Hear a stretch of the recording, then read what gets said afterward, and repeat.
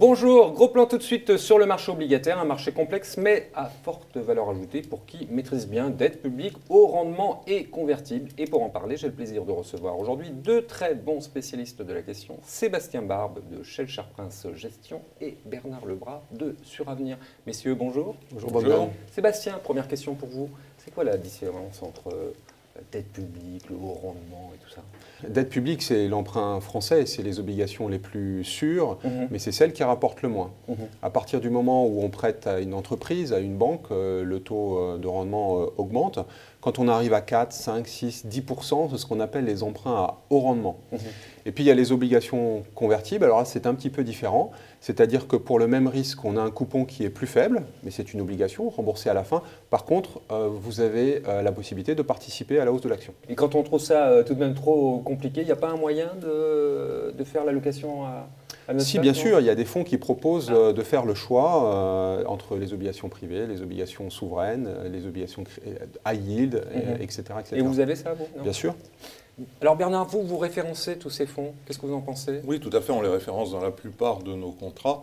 Mais ce que l'on constate, c'est que pour qu'ils soient bien vendus, il faut faire preuve de beaucoup de pédagogie. Parce qu'autant le Donc il y a vraiment un problème de compréhension. De compréhension, parce qu'autant le client connaît bien la différence entre un fonds action française et un fonds action pays émergent, autant sur ce type de fonds convertibles et high yield, c'est moins immédiat, c'est moins intuitif. Et pourtant ça marche bien, les perfs sont bonnes. Mais alors justement, la différence entre tous ces fonds, parce que vous en avez plusieurs, alors comment ça marche? Quand un client veut choisir des obligations à haut rendement, nous on a Schellcher Prince haut rendement, qui fonctionne très bien.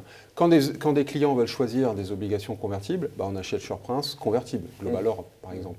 Et puis c'est vrai que quand un client se dit c'est compliqué, je ne sais pas quand est-ce qu'il va falloir que je change, je veux un fonds à stratégie multiple, un fonds tout terrain, on a Schellcher Prince opportunité européenne qui jongle entre les obligations convertibles, les obligations haut rendement, les obligations publiques, les obligations des banques, etc. etc. C'est le fameux qui choisit à votre place, celui-là. Si on veut. Très bien. Bernard, qu'est-ce que vous en pensez? Bon, c'est assez clair, hein, au moins dans l'explication, c'est clair, et au moins les fonds, on a bien compris là. Tout à fait. Oui. Et en pratique, ça marche, hein. Les chiffres sont au rendez-vous, parce que les performances sont bonnes, tout d'abord. Ensuite, parce que les clients perçoivent ces fonds comme des fonds avec une certaine régularité, justement, dans la performance.